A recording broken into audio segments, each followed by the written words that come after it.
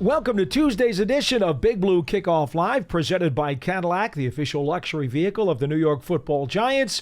So thanks for joining us today. Thanks for joining us today. My tongue needs some surgery, folks. Stay with me, and Paul. we'll get. I'm trying, Howard. I'm trying. Stay with me. And anyway, we'll be here for the next hour to take your phone calls here about Giants football and perhaps other NFL news you may want to talk about at 201-939-4513. I'm Paul Dottino at Giants WFAN. He is at Howard Cross 87.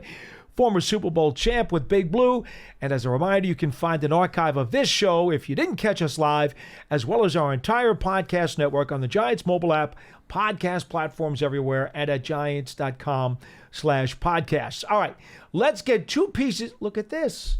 Look at this. Howard, you're right there on the screen. Oh, wow. NFL Network, by the way, is replaying the Giants-Lions preseason game from the other day. We have it on here on the monitor. Howard, looking svelte out there. Looking wet out there. It was raining like crazy. I remember I was on the sideline while you were behind the back line of the end zone. Oh, my goodness. And that was off and on rain all night. It was raining. Yeah. Off on whatever it was. It was raining. I was wet. Didn't like it. Yeah, no, I hear you. Good news. But at least it wasn't 100 degrees. Well, that's true, and that's what we're going to deal with in Houston on Saturday. No, we're not. Houston has a dome. Nobody. Yeah, but the dome is damaged, and they can't close the roof. What? The roof is broken. The roof is broken. Come on, man. You serious, aren't you? Yes, I'm being very serious. Oh, my Lord. They said they're working on it. Yeah, that is just not happening. That is so bad. It is happening. Okay. Wow. If you want to offer words of sympathy for Howard Cross and the heat he's going to deal with on Saturday, please give us a call. I feel like would at be so 201-939-4513. You can offer him words of encouragement as he tries to not pass out on the field. Oh my goodness. All right. Well, that's awesome. Look, can you still digest your food from lunch? No, I can't. I didn't think so. No, I can't. All right, folks. I need to get to the news of the day because there are two items that are newsworthy. The news of the day is that the dome is not going to be closed. Well, for you, maybe. Oh, okay. That's two items. There's news. a Giants news of the day, and then there is NFL news of the day. I'm going to let Pearson handle the NFL news of the day since he's been all over this for the last couple of minutes now. Is it the dome won't close? No, it has nothing to do with the dome. That was actually 2 days old. I'm surprised you didn't know about this. I was just expecting the dome. Well, you know what they say when you assume. Mm-hmm. Come on, Howard. The guy who's always prepped for the weather, did not know that the dome in Houston was damaged. I got to find a dry fit Giant shirt. I got to find a lot of stuff. All right, here's what happened today, and unfortunately, I'm not kidding about this, folks. Rookie running back Tyrone Tracy out of Purdue, 5th-round draft pick by the Giants. He got injured today at practice, running back a kickoff. The grass, as you know, natural grass field out here, it was dry. His foot got caught, his cleat got caught in the ground, and his leg buckled. He stumbled while trying to return a kickoff. He muffed it, went down, grabbed his lower leg. He had to be carted off, and the Giants have released the following statement.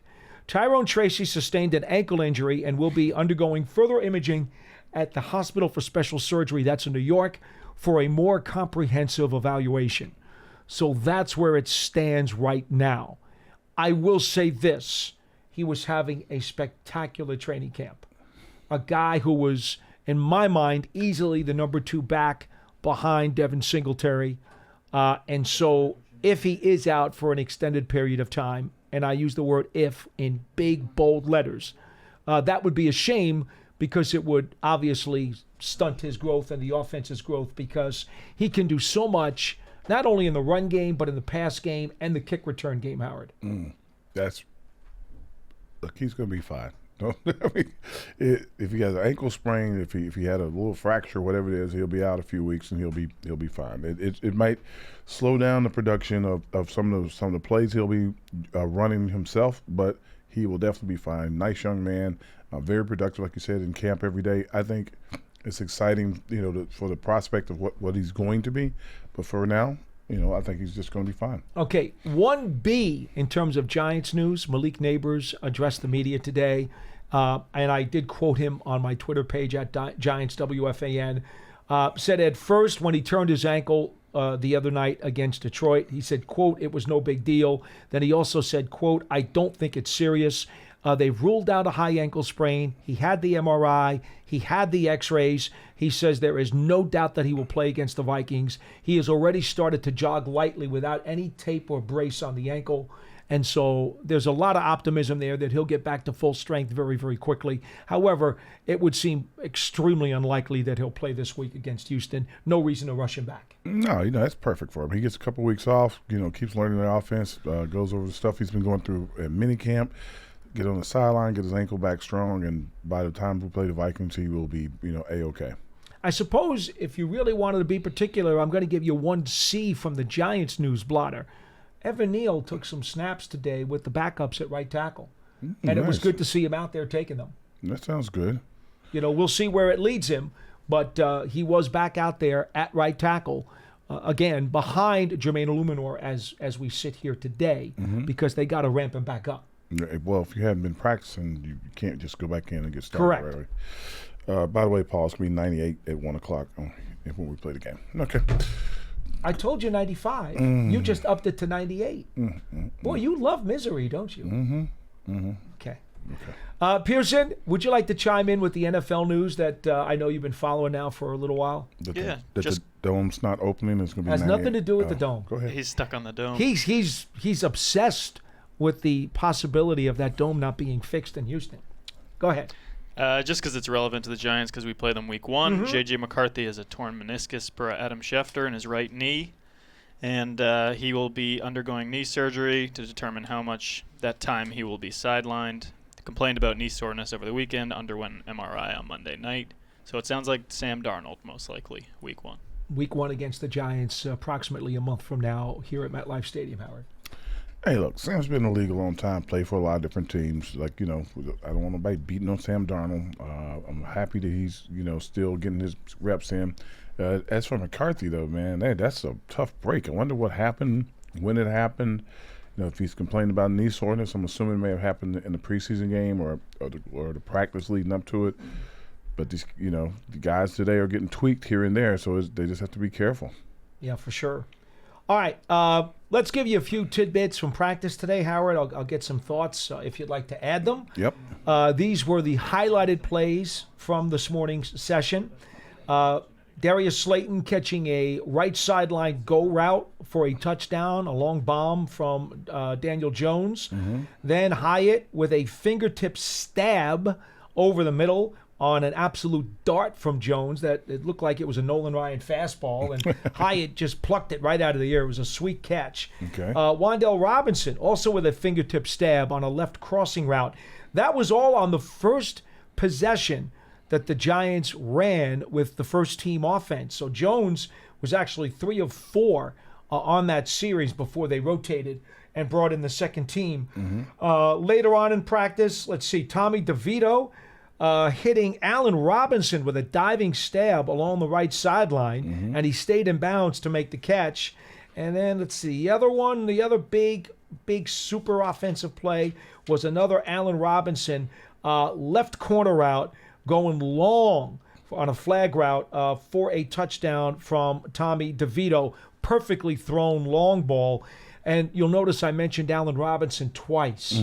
Today, I think unofficially, he had more targets and more catches. I've only got him for 1 drop in 11 on 11s during the entire training camp. He was a featured receiver today. The veteran, you'll remember, has played with the Bears. He's played with Pittsburgh. He's played with Jacksonville. Has, I think, 3,000-yard seasons to his credit. Yeah, he's on the other side of 30. But Howard, he's a pro's pro, and he is sure-handed and runs great routes. And he's a great influence to the other young receivers. Well, he is definitely a great influence to the other young receivers. They know how to watch somebody that has been in the league for a while, and he's been a professional for a long time. So he knows he has the work ethic. He knows how to, I guess, no better way to say that, like how to handle himself in a situation. So now he knows he's been at the top of the food chain. Name's kind of coming in at the middle or the bottom of the food chain when it comes to the receivers. And he's like showing them, like, I'm going to come in here and go to work every day, and I'm going to be professional and get my reps in. And he's doing the one thing that's probably most important. He's always available. He sure is. Yeah, so that he understands that as being a veteran, that the biggest part of your ability is your availability. So make sure you're available for almost anything. So I like watching him work. So he's getting to a few more targets, but I think it's just the playbook is advancing as they go, and they're almost through it all the inputs of plays. So he'll get more of that. And being out there with a guy like Tommy, because Tommy's been in the system for now 2 years, it's easy if you're smart and understand the plays, and you're going to get open, the ball's going to come to you. Yeah. Now the tricky part for Allen Robinson, we all know who the Giants' top 4 receivers are. We know that Slayton and Hyatt and Neighbors and Wan'Dale Robinson will make up the top 4. So as you fight for the back of that depth chart, the one thing Allen Robinson does not do is play special teams. Ooh, no, that right there will be the hardest thing. That's going to be a big decision maker right there. I mean, you can be a veteran, but if you're not on special teams, does he not try? Do they not let him? Is that just something he just hasn't done? It's not part of his repertoire right now. No, that's not quite the veteran move. So it's going to be tricky. They're going to have to really bite the bullet on that if they decide that they want to keep him. Yeah, because Hodges plays, Isaiah. Hodges has been doing some coverage unit specials in the last couple of practices. Yeah, a little bit. They've kind of sprinkled him in a little to give him a chance. Yeah, because if he's doing that gives him more looks on film. That gives him more opportunity. So, yeah, that's a big moment. 201-939-4513 is our number here on Big Blue Kickoff Live. We go to the phones, and Abdul from Minnesota, the land of Sam Darnold. You're first on the program. Hello. Yeah, so Minnesota Twitter right now is kind of freaking out over the J.J. McCarthy news. It's been kind of a bad morning for the NFL when it comes to injuries. Can I be honest with you? Of course I will, because I'm always honest with everybody. J.J. McCarthy shouldn't play anyway as a rookie. When they force-feed these first-round quarterbacks into the lineup right off the bat, 95% of the time they're making a mistake. They're probably, again, not that the guy's hurt. I would never advocate a guy getting hurt. But J.J. McCarthy is probably better off if he doesn't get thrown in too quickly. Interesting. All right. I hear you. So the reason I did call today is I was going to talk about the roster makeup of the Giants. And so the running back who got hurt this morning. Tracy. Tracy. It sounds like it's a little more serious than an ankle sprain. I heard it's a non-contact injury, and an air cast was put on him. So it sounds like, more than a couple of weeks. It sounds like a longer-term injury. Well, you could speculate. But I think that's a dangerous area for you to do. Hopefully not. Hopefully not. He's going to go on examinations. We'll find out. Okay, so exactly, but non-contact air cast. Anyway, so I was going to ask if you would keep 4 tight ends or 4 running backs. It sounds like that's kind of a moot point now since we've that we've lost Tracy. But would you keep 4 running backs or 4 tight ends on the roster? Or neither, or 3 and 3. I think that in the tight end situation, you have 2 guys that are really good blockers, and a third guy that's his main goal. The other 2 guys also run great routes, and then you have to throw in Cager as a route runner as well. So it just depends on what they're looking for. Do they believe in the route running ability of Jordan and Cager? Are they going to say that maybe they want somebody who's a little more Cager-like so they can get some plays? But the problem with that is when you start putting guys in that are focused on one receiving or blocking, the defense starts to prepare for it and they start to look for it. Then you have to disguise and make up plays and stuff like that. So yes, they could possibly use 4 tight ends if they all are, 3 of them or 2 of them are really good blockers as well as receivers.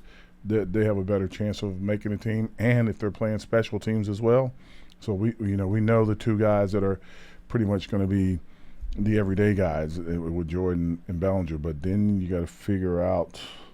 See, Cager's got himself a problem now because he nursed a hamstring that kept him out for a week of practice, and now he's got a bad groin. And Dable said he's going to be out probably for a little while. That does not help his cause at all. Yep, not at all. Okay, so I would say it's going to be 3 tight ends. I think it's Bellinger, Johnson, and Manhurts as the 3 tight ends for me. Johnson. Okay. Manhurts. Who's Manhurts? the veteran they picked up off from the former Cardinal. He's the big mountain of a man. The massive dude. He is. He is just. Yes, massive's a great word for it. He's a big boxcar frame. Okay. That's it. And the backs. And in the backs, would you got to keep more than 3 backs. Well, I think you're going to keep 4 running backs, but you got to figure out exactly what Tracy's status is. But look, I'll say this. I've said it on the show a lot. Gray has come on in the last week and a half. He has really picked up his game, and he had to, because to me, behind Singletary, Taylor was the second most productive back at camp, and I thought Dante Turbo Miller had become the 3rd most productive back at camp. Gray started off very slowly the first 2 weeks, and now he's really picked it up and had a really nice game the other night with that really long 48-yard touchdown run. Yeah, he did. I mean, but he's another player that needs more reps. When they're going to get reps this week, Howard. He's going to get a bunch of reps this week, so that'll be interesting. Go ahead, caller. Abdul, anything else? Okay, yeah. So one more thing. So now that we've seen how our backups are performing and our starters are performing. Do you think it's and the Giants do have a little more money to spend? Do you think it's more important to maybe pick up a CB2 with that money, or more offensive line depth? Like, what would be your preference if they're going to spend money? Where should that money be spent? CB2 or offensive lineman? Thanks, Abdul. If they're going to spend more money and try to figure something out, they're probably going to get a more veteran cornerback that can be just somebody just a little bit more seasoned. They can throw in there and could come in right away and learn the system. I think the offensive line, I don't want to jinx myself here, but I think the offensive line has been greatly improved. I don't know what the depth's going to be and how it's going to all shake out, but it's been greatly improved. So that's going to be, one of the brighter spots for the team, hopefully for the entire year. Hopefully they can all stay healthy and on the field. But the DBs and the cornerbacks especially, they got to figure out how to. Okay, we need somebody we know is going to be okay to be in that number 2 spot. We know what Banks is going to be. Banks is going to be a pretty tight player. May even make a Pro Bowl this year. We need to find a guy that can stand on the other side. 201-939-4513 is our phone number. Just as a reminder, Lorenz Lingard was brought in the other day, just got here and wore number 28 and has practiced the last 2 days. He's been the other running back that the Giants have had here at camp. Remember, they released Jay Sean Corbin, waived injured just the other day. And so Lingard right now is the other running back in the mix if Tracy is unavailable, just so you have some understanding as to where they stand at that point. 201-939-4513. Ron in New Jersey is next on the program. Hello. Hey, guys. Always a pleasure to talk to you. Hey, Ron. Howard, congratulations on the top 100. Oh, thank you very much. I have to tell you, if I was on that committee, I would have made you number 87. But that's just me. I know Jim Burt got 64. But I'm a couple years older than you, Howard, so I've seen you play, and you definitely deserve that. I appreciate that so much. My pleasure. And, Paul, I saw you at camp about a week ago. We were talking about Frank, the former executive editor of The Record, who we both respect. Oh, yes, for sure. Frank Scandell. Yeah. Good man. Yeah. Did you catch up to him? I didn't know if I was allowed to say last name. That's all right. Did you catch up to him? No, I will probably in September. We'll make sure you say hi. Good guy. I will. So here's my question, clarity, comment, whatever you want to call it, on having the 3 quarterbacks and keeping them on a team. And before people get too crazy, I lived in northern New Jersey my whole life. Kid goes to Bosco or St. Joe's. I'm cheering for him hard, right? Absolutely, positively. But isn't the debate really about whether we save him from waivers? Of course we're going to have 3 quarterbacks. And you guys are just talking about 3 or 4 receivers, 3 or 4 tight ends, 3 or 4 running backs. I've been a little surprised watching Phil the other day, who obviously, I respect and knows a tad more about football than me, saying it's not even a conversation. Isn't it the whole waiver wire? And then just secondly, I thought the NFL was trying to get a 3rd quarterback on. I forget the exact of that rule. During the season. All right, Ron, let me give you the clarification of the rule, then I'll let Howard address the issue. And by the way, when I tell Tommy that you mention him and St. Joe's in the same sentence, he's going to be really angry because he's a Bosco guy. I said Bosco too. I know you did, but you also mentioned St. Joe's, and he will not like that at all. But let's make this very clear. The way that the NFL is doing this is that if you want to have a third quarterback, okay, and make him an emergency on game day, that's fine, but he's got to be on the original 53. Then on game day, when you do your inactive list, you can make the third quarterback an emergency quarterback as opposed to having him active as part of your original game activations. You understand? So you can't I do. You can't take a practice squad quarterback and on Sunday say he's my emergency. You can't do that. You either have him on the then that makes a 53 little more or you sense. don't. Which is why I remember talking to a front office executive when the rule came out last year, and I said, but this really doesn't have a lot of impact on anything. Oh, yes, it does. Because no, it doesn't, Howard, because you either keep the third guy on your 53 or you don't. You can't hedge. They're forcing you to make a decision I agree is what with you. they're doing. I know, but think of it this way. Everybody, hold on. Think of it this way. This is what they're actually doing. If you need a third quarterback, which every team needs a third You quarterback, have to keep him. You put the 53 guys on the roster. It's easier to pick another guy. You know, it's easier to pick another lineman. It's easier to pick another D lineman. It's easier to pick another linebacker. It's easier to pick another DB or to add another person. Because there's going to be a bunch of them. There's only like the position of quarterback is so specific that you need that guy available. Oh, I understand that after point. the 53 has been selected, and then you go to game day, now he's the emergency player. Right. He doesn't take the place of a player on the team. And that part of it is very beneficial. Yeah. The problem is And that helps, right? That part helps, but it doesn't change the fact that when you set your 53, you now have to give a space to that third quarterback, which in most of recent years, most teams didn't want to do. Well, Now they kind of have to because of the way these But what quarterbacks do you get do hurt. going forward? But do we change it to have a 54th guy that has to be a quarterback, particularly when we go to the 18-game schedule? that would have to be something that would be the NFLPA and I understand that. Yeah, which Kyle would have to figure out. I don't know what they're going to do. I think that in the last year specifically, I think so many guys played quarterback. Like we ran through 3 or 4 guys. I've seen teams go through 4 guys. I think the Vikings went through a bunch of guys. I think Cleveland went through a bunch of guys. Cleveland, they had to bring Flacco Cleveland off the did. Yeah, couch. so you're bringing guys in from everywhere to try to continue to give them opportunities. So I don't know. I think you got to have. You're going to have to expand the roster to have an extra player almost across the board for a lot of things if they're going to go to another live game. Rod, I think the reason you haven't heard many people talking about it is because I think they're like Howard and I. We're totally on the same page here. If the Giants don't keep DeVito on the 53, he's going to get taken. Somebody's going to need a quarterback. Right.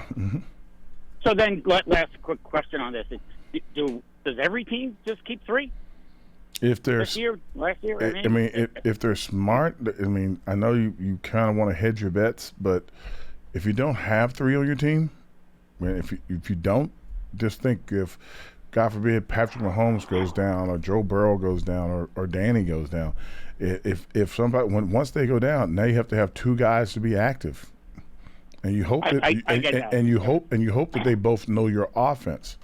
Not everybody's going to be a Joe Flacco who can come in and learn every offense because he's played for a lot of different offenses. Well, I'll leave it on this point. Let's hope that we never have to get to it this year. He makes the team and fine, but DJ goes the whole season. Yeah, I hope so too. That's my wish. All right. Well, thank you, guys. Appreciate it very much. Appreciate it. Stay well. Let me just read for you, and you folks probably out there don't know these guys, who the number 3 quarterbacks are right now in the NFC East, outside of Tommy DeVito. For Washington, it's Jeff Driscoll. For the Cowboys, it's Trey Lance. Of course, we know him because he came over in the trade from the 49ers. Yep. And for Philadelphia, it's Tanner McKee. Those are your third-string quarterbacks in the East. I don't know who some of those 2 of those guys Now, are. I get Trey Lance was a high-profile, extremely, extremely well-thought-of college prospect when he came out, but he's done nothing in the NFL so far because he hasn't played. Nope, definitely Okay? hasn't. Tommy DeVito's actually won 3 games in this league and, by the way, beat the Packers with a last-minute scoring drive. I would say right now, hands down, Tommy DeVito is the most accomplished third-string quarterback in this division. Yeah. Right? He definitely is, for sure. Okay, so, I mean, I think it's pretty academic. If you don't want to lose him, you have to keep him. 201-939-4513 is our phone number. Let me get some of these announcements out of the way, folks. We do have a new announcement, so maybe I should just throw that one out there first. Free and open to the public. The Giants Fan Fest will take place on Friday, September 6th, presented by Wendy's. They'll celebrate 100 seasons of New York Giants football with a ceremony honoring the top 100 Giants. One's right here. Autographs and panel discussions by Giants legends, historic displays, photos with the Lombardi trophies, and an incredible drone light and fireworks show to end the night. Get your tickets now by visiting giants.com/fanfest. And, of course, don't forget the Giants Foundation will host a 5K race and kids run presented by Quest on Saturday, September 7th at 9 a.m. at MetLife Stadium. Net proceeds will benefit the Giants Foundation. All participants will receive a commemorative T-shirt after the race. Stay for a post-race festival with appearances by Giants legends and a live DJ. Register now at giants.com/5K. And the Giants Huddle podcast. All kinds of Giants folks and NFL folks. They're there. Long-form interviews. Get a lot of great details there. Even got some former Giants that I did interviews with during the course of training camp. It's a lot of fun. Find it on your favorite podcast platform or go to giants.com/podcasts. And then finally, Giants season ticket memberships are still available. Season's almost here, Howard, but if you want tickets, you can still get a hold of them. And you can go right to giants.com/tickets. Get all your exclusive member benefits and all that great information when you click on the website. And also Giants TV is the mobile app where you can get all kinds of highlights and stuff from Giants training camp. It's free. It's on Apple TV, Roku, Amazon, Fire TV, and the Giants mobile app. All right, that takes care of those things. Howard, going into this preseason game, I wanted some thoughts from you on Brian Daboll's comments. He's made them actually over the last couple of days. He says Daniel Jones will play, unless something happens this week that sets him back. All systems are go, and that he will get action against the Houston Texans. Also said that he would prefer to get his top three receivers, not including Neighbors, but the other guys, some action as well, because it's time these guys get some game reps. Some of your thoughts on what we might see and if you think that Daboll is, reaning these guys inappropriately, because the one thing that we don't have, if you're Brian Daboll, is your 5 starting offensive linemen. John Michael Schmitz has been practicing a little bit the last couple of days. Remains to be seen if he will go on Saturday. But, that line is still not what they want it to be yet. Well, first off, the line's been so much better than it was last year. Has it not? Even with the mission of Schmitz and Neal and whatever, the line has looked great. They're not the best line in America, but they've looked great. They keep guys off. There's nobody dodging defenders in the backfield as they're taking handoffs. There's nobody getting hit in the second step or a 3-step drop. So they've done a lot already. So that's one. Putting Daniel in and the receivers in, I think that it's football. And I hate to say this, and I'm a get off your yard kind of guy, but it's football. And I know all the fans and the FanDuels and the whatever DraftKings and all you guys are like, oh, don't let people play. They could get hurt. Well, I prefer somebody to get a little banged up in preseason and be ready in week 2 or 3 instead of like getting hurt week 1 and he's out for 4 or 5 weeks and you don't know if he's going to be able to come back, and now you got to pick new guys up and figure stuff out.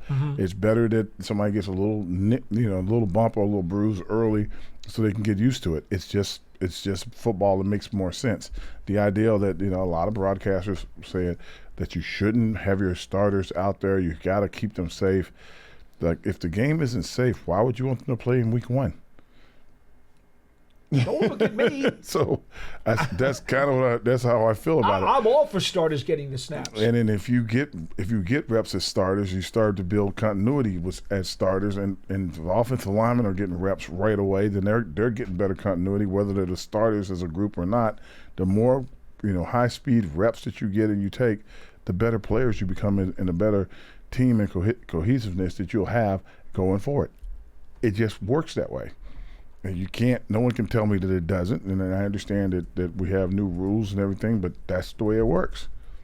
And believe me, they're on both sides of the field, on the Houston side and the Giants side. There are a lot of players out there that know each other. They're not going to be hurting each other during the game. Now, let me run this by you. Last weekend, the Houston Texans played the Pittsburgh Steelers, and they played most of their starters, at least in the first quarter. Yeah.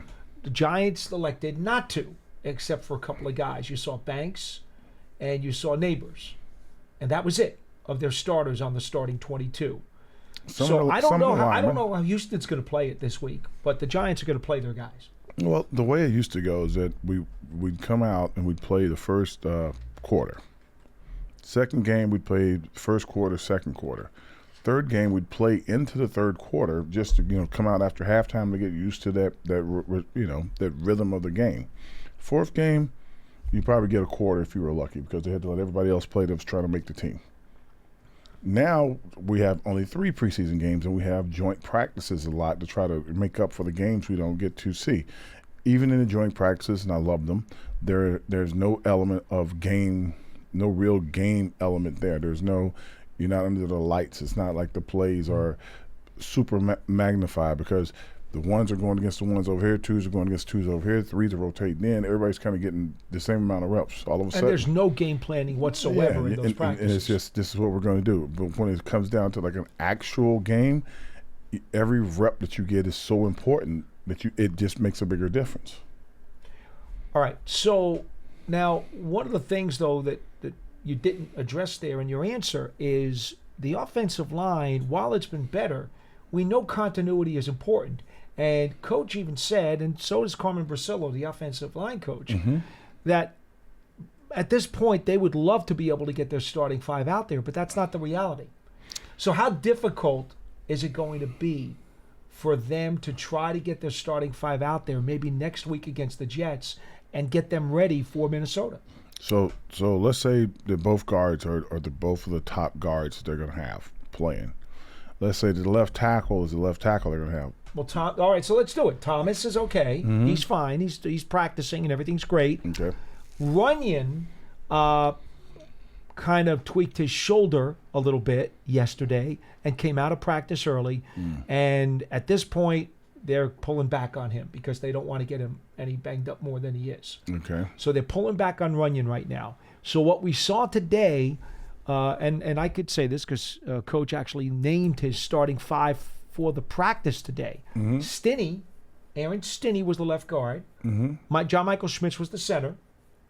Greg Van Roten was the right guard, and Jermaine Illuminor was the right tackle. That's the 5 they ran out with the starting group today. That is not necessarily the starting 5 that they want to have against the Vikings, but that's what they had to use today. So the way I look at it, and because of what I witnessed the last couple of years, everybody getting live reps is good. I know we want to build a continuity, the cohesiveness of the offensive line. We want them all together. But you need more guys getting reps because they don't know when they're going to be playing and what position they might be playing in some situations. They need to get as many reps as possible. Yes, I'd like for the starting 5 to be out there every play, for a whole year. But at the rate we lose or lost guys last year, everybody that's a healthy body, get them on the field and let's get them as many reps as possible because they're probably going to have to play next year, if something goes wrong. That's it? That's it. Simple answer. Yeah. I just don't see the benefit of, Well, let me ask you this. Okay. Let me put this on your plate for a second. Okay. You played tight end, and you were an inline tight end for this team. I played inline. I did some stand up. I did motion in the backfield. But a lot of inline. Yeah. How important was it for you to get reps next to what would have been your right tackle for most of your career, because that's usually where you were on that side? How many reps do you need to get comfortable with that guy, knowing that if you're going to have to do combo blocks or if you're going to have to pick up a stunt or a blitzer, that you're going to feel good about it? Well, first off, I played both sides. I know you did, but a lot of times you're more on the right. It just depends. Like when Jumbo was the left tackle, we ran a lot of plays left side with him and Big Will Roberts, right? So especially in the Super Bowl. Yeah, so you have to think about who was where and when. The right side, It was sometimes I could, Lord have mercy, I couldn't go through all the right tackles that I had. 13 seasons, a lot of names. I know you did. So basically, I learned to be, I go either way. The thing that was the hardest for me was when they motioned you into the backfield and you'd have to almost lead the running back through the hole like a fullback. Right. That was the hardest thing for me. I was really tall and I didn't like that kind of offensive line, trying to step over the feet and make sure I'm not tripping going through the hole to put another body in front of the running back. But to stand beside a guy, it was easier for me because I knew how to block. So, a combination block with me and another guy, it made his life easier if I was over there. No so question. It just I would have felt good if you were on my shoulder too. Yeah. So that was not something. Well, we worked at it every day. That's the other thing they can't do because of the way the rules are set. We were in practice, 5 days a week, except for when it got closer to game time during the season.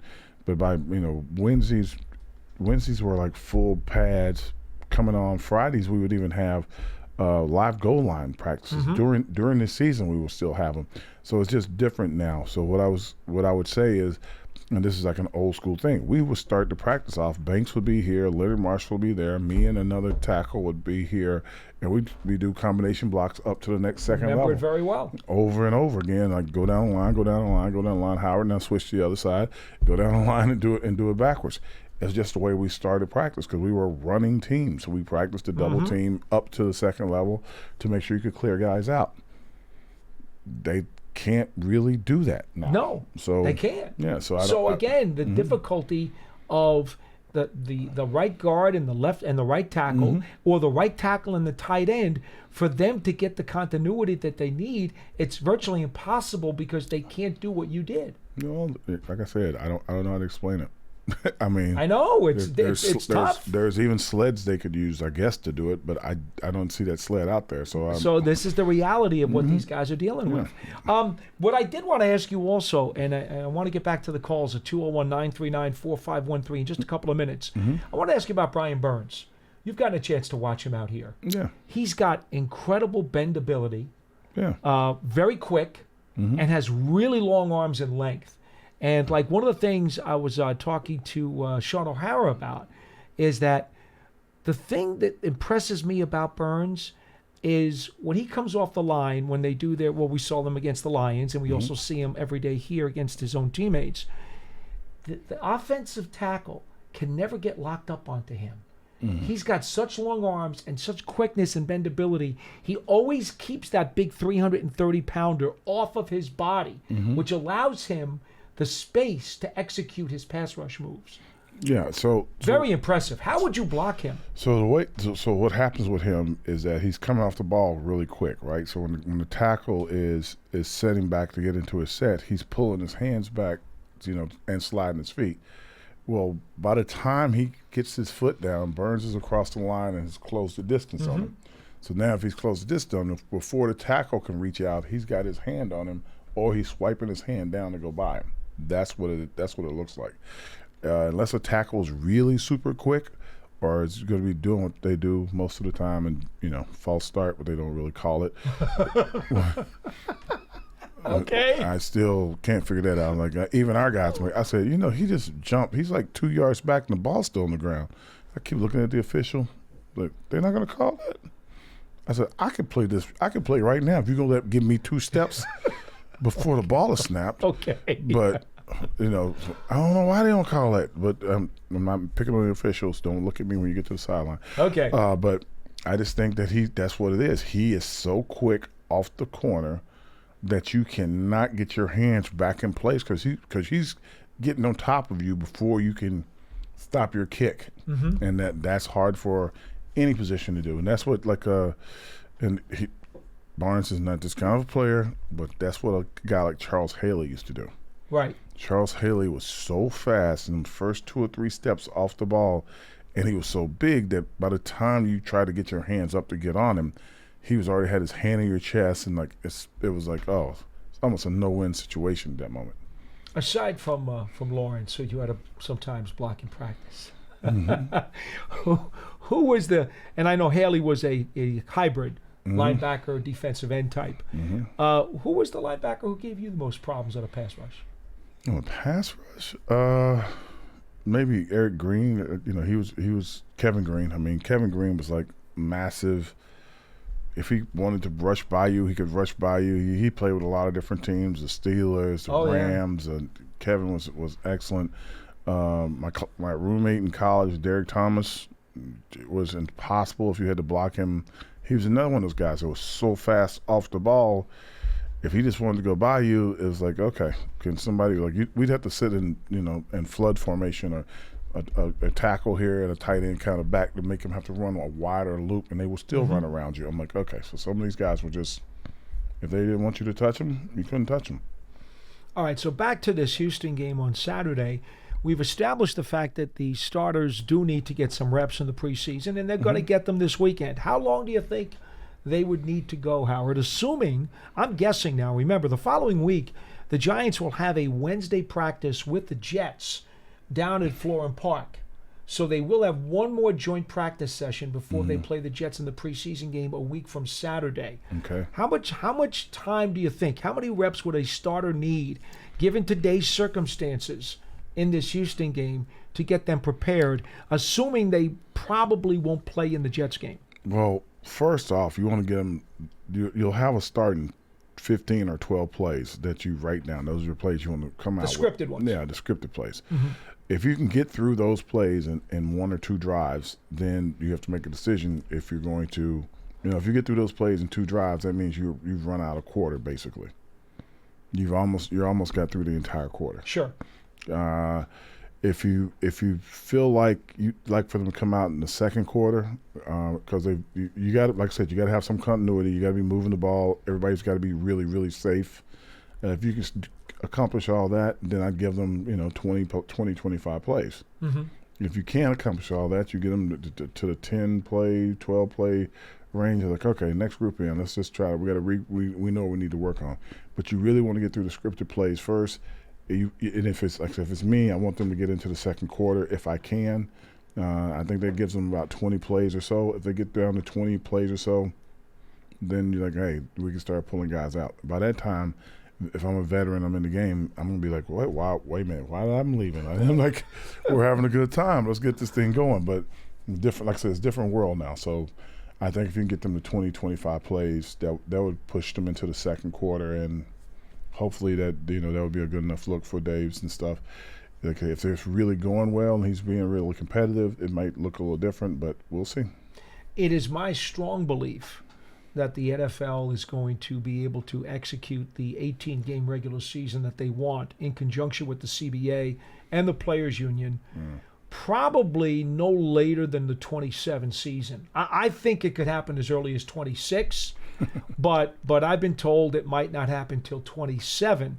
When that happens, Howard, the preseason's going to go back to 2 games, okay, because they'll go 18-2 is what they'll probably settle on. And I suspect that's going to mean every single team in the league is going to want to have even more joint practices to substitute for the work that they can't get during the preseason. Agreed? So what's going to happen then is they're going to extend training camp.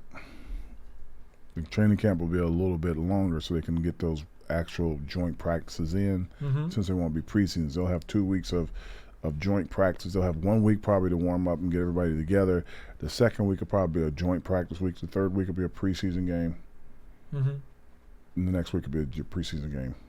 And then they'll have 1 week to the, before the season. But they'll probably extend it by 1 or 2 weeks so they can get those other 2 practices in that they want to get in. And those will become much more important than even they are now, because your evaluation is going to be really tough with only 2 games. Howard, remember, you get about 75 snaps per game right now, the way the football game, NFL is being played these days. You get about 75 snaps a game. Yeah. That's it.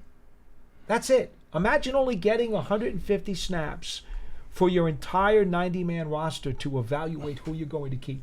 That's pretty hard. Again, it's just not conducive to like how I think they should be trying to. I think safety comes out of repetition, and like boxing, I tell people this all the time, can't fight if you don't spar. So I think it's you're safer when you spar than you do when you're just like, oh, we're going to shadow box. We're going to hit the bag today. Bag ain't hitting back, so you're going to get what you're going to get. I did want to also, while the Giants-Lions game is being replayed on NFL Network right now, preseason encore football. How exciting is that? I did want to besides us, I bet you there are other people watching it. I'm sure we're not the only ones. We have it on here. We're watching it. Giants are up 14-3, 12 minutes left in the third quarter, by the way. I don't think the score is going to change. Probably won't. We had a chance to talk after the game, but we haven't had you on the program yet about the new kickoff rule. Please explain to the folks what you saw for the first game. Well, what you see in the first game is that the NFL itself is adopting a rule where you can't move until the ball crosses a certain yard line. I think it's like the 5-yard line. It can't be squib kicked. Well, until it's caught or hits the ground, you can't move. The 5-yard line, yeah. And it can't be squib kicked, which I saw. I thought that was interesting. Or maybe the guy just missed it, but it was squibbed across the ground, and nobody moved until the returner caught the ball. So there's not going to be any what they call mortar kicks where you kick the ball up really high and try to make it drop, short so that you can try to get a chance at quote unquote causing a fumble, a mishandle, or the ball has gone 10 yards in the air and no one got to it. It hits the ground, and the kickoff team can actually pick it up at that point and gain possession. So what you saw was the teams waiting, and then they tried to initiate a return. The returner would start and try to get across to where he thought his blockers were going to be. The coverage team is running down. Some of their guys are already over there. They leave big gaping holes in the middle of the return and in the middle of the coverage team. But the returner is so busy trying to get to the spot because he's like, I got to get over here. I'm like, if he just stopped and looked, I'm like, why is there nobody there? And both teams did it. So I think they're going to watch the tape and they're going to probably get that corrected. But it was like very funny that they didn't notice it or they didn't react to it. And this is because now the returner thinks he's programmed. He thinks he has to follow the blocking scheme, and he's not seeing. Is he not seeing? You think hole? He's not being told to hit. He says, if it's the third guy over, you need to get to the third guy from the left. 1, 2, 3. He'll be coming down this way to get to his block. If the guy in front of him starts to cut over, now he's going this way, it would create a hole because the guys over here are trying not to cross the field. Like, hey, stay in your lane. So is this more of a vision issue where he needs to be able to see that develop? It depends on if you decide to go up the field in the middle and it closes instantly and you get tackled. Oh, you're going to get in trouble. It's going to be like, why did you do that? Coach won't like that. And equally, if you decide to go to the guy who's blocking for you and you don't go up the middle, you're going to get in trouble. So you're in a lose-lose situation back there. Trying to decide if that looks like a big hole. Is that really a hole? No, I better get over there where Coach told me so I don't get cut. So let me turn back the clock 30 years. Howard Cross is playing National Football League football once again. And would you want to be a kickoff returner these days? Never. No, never? Never. There's no way. But you sound so excited about the opportunity to make a big play. No, not in that position, no. If I was running full speed, I didn't know how to stop good, so that's not good for nobody. I'd just be running down the field like, yo, returner, please go that way. Do not come over here because I can't slow down. Then I would hit him sometimes, and I'm like, man, that was bad. Sorry about that, dude. He's like, bro, you didn't even slow up. I'm like, I'm running full speed, and this dude's pushing me. All right. Well, we have talked though about the different types of players you'll need on this new kickoff return unit, whether it's in coverage or whether it's on returns. Did you see anything that told you the other night in the Detroit Giants game that made you think that change in the makeup of those kickoff teams needs to be adjusted? Yeah, not adjusted, but I can tell that it's going to be more like there'll be more safeties and receivers.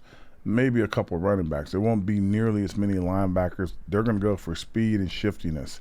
I also saw that when we did punt return and punt coverage, that our guys were doubling the outside guys, and there were no more single in guys up to try to create more of a. I mean, I know we got a new defense special teams coach, trying to create more of a return. So I'm like, interesting.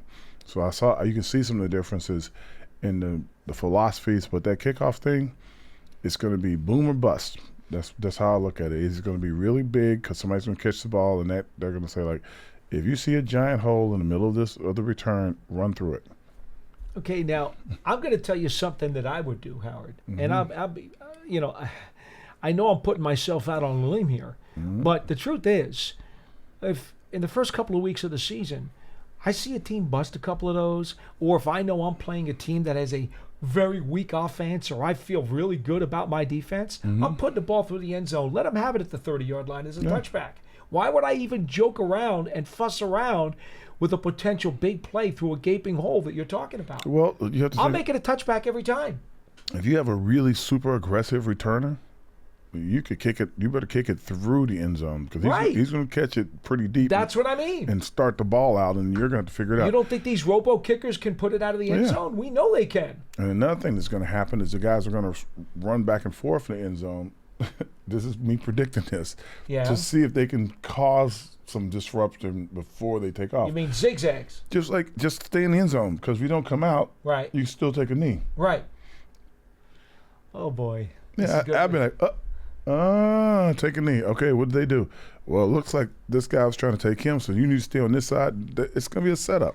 The other day, the NFL had sent a small group of officials over to practice to talk to the TV and radio and newspaper guys who were covering the games so that they could try to update us on some of the rules and specifically talk about the kickoff rule. Okay. And I said to one of the officials, I said, from your perspective, are you guys lining up differently because now you have to see different things? Do you have to be in different spots on the field? And he said, yes. And I said, okay, now what do you think the hardest part to judge or to call is going to be now that you're in different space, different places, and you're looking at different things? I said, this is new for you guys too. You have to figure out how to call this. And he goes, no, you're absolutely right. We've got to learn how to do this. He said the biggest trouble for us though is two things. Number one, there's going to be coaches trying to figure out how to game the system somehow. And I said to him, no, Bill Belichick's already retired. You don't have to worry about that. Oh, no, they're gaming it right now. I'm sure some guys are trying to still do that. And number two, he said, and this is the tricky one, Howard, and as a player, you would not have liked this. He said that the way the rule is worded, it's a one-year experiment, this whole kickoff rule, and it can be tweaked while the season is in progress.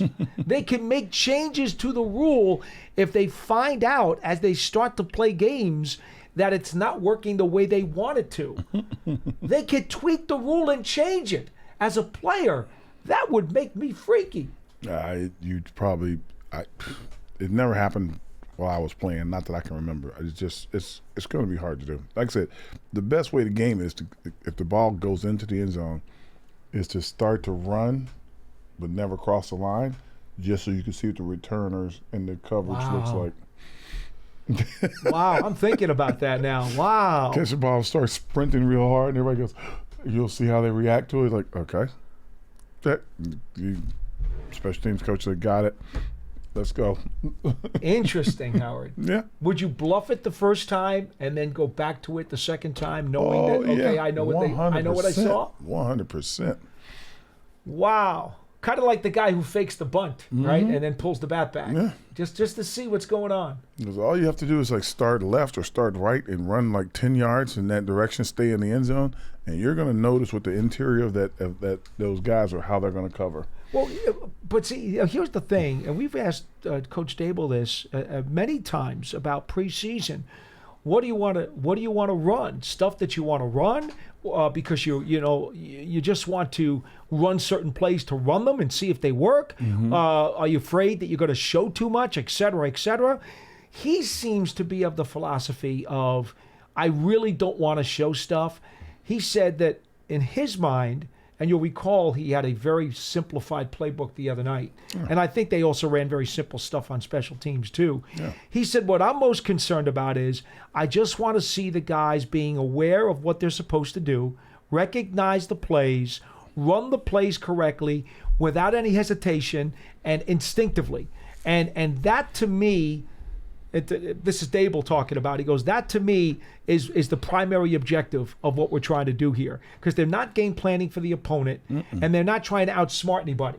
He just wants to know that his players can do physically and mentally what they're being told to do. Well, I mean, it's pretty simple. I mean, that's boilerplate, isn't it? I mean, really.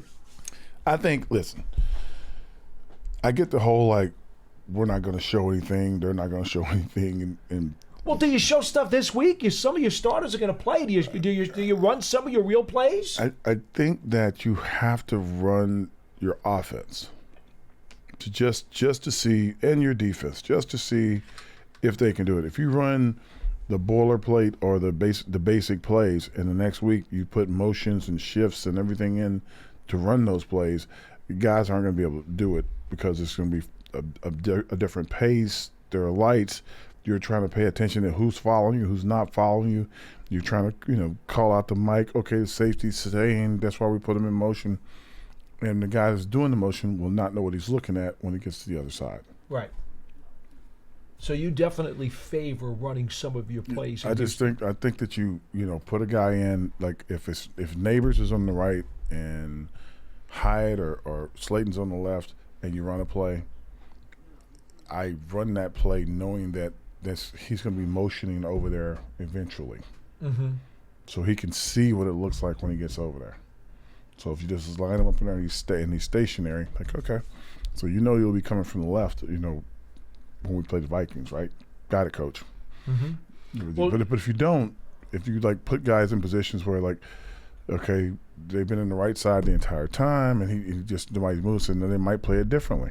And then you have to like look at the tape to see how it looks on the other side for the other guy, because when you go in motion stuff, you're trying to call out the defense so that you'll know exactly where they're going to be and what they're going to do. Well, to your point, Coach Dable had said to us that he believed going into the Detroit game that when Tommy DeVito got into this game and played with a lot of not just the second stringers but third stringers the other night against the Lions, that Tommy DeVito would know the playbook much better than the guys he was playing with. Well, and that it was going to be difficult for them to keep up with Tommy, as he called the plays, because he's been here for 2 years. Yeah, it's more than keep up with Tommy. I think it's more that Tom had to be in a lot more control of the offense, right? He had to be in a lot more control of, setting guys up, making sure he's calling the play. Everybody knows what to do, kind of. If he says this guy's the mic, if the running back is who's the mic, you got to make sure that they're all on the same page, and that's the easier way to run plays. When you're, if you're the starter, you got all your starters up there. You hope when you make a call, everybody knows it. But when you're unsure if they're going to all know, you might take a little more time to point a few more things out to them. Like, hey, that guy right there is coming. Which one? The safety's down right here. That guy's coming. You see him, right? Don't let that guy hit me. All right, like you can do stuff like that when you've been in there a few times. So I think as this week goes on, you'll see more guys. He won't have to have as much responsibility of trying to coach them up as he's playing with them. All right. Well, that'll do it for this edition of Big Blue Kickoff Live. And by the way, Drew Lock did tell Coach Dable that he was feeling better. He was still throwing some on the side, and Dable said he would not rule him out, that if he needed him, there was a chance he definitely could play against Houston. Would not rule him out, and is not signing another quarterback. The problem, of course, is that Tyree Jackson is a bit banged up right now, too, and he's supposed to be the emergency quarterback if they need him. You remember he played quarterback at Buffalo before he became an NFL tight end. He did. That does officially wrap up Tuesday's edition of Big Blue Kickoff Live here on Giants.com. Thank you so much for listening. This program is part of the Giants podcast platforms everywhere and at Giants.com/podcasts.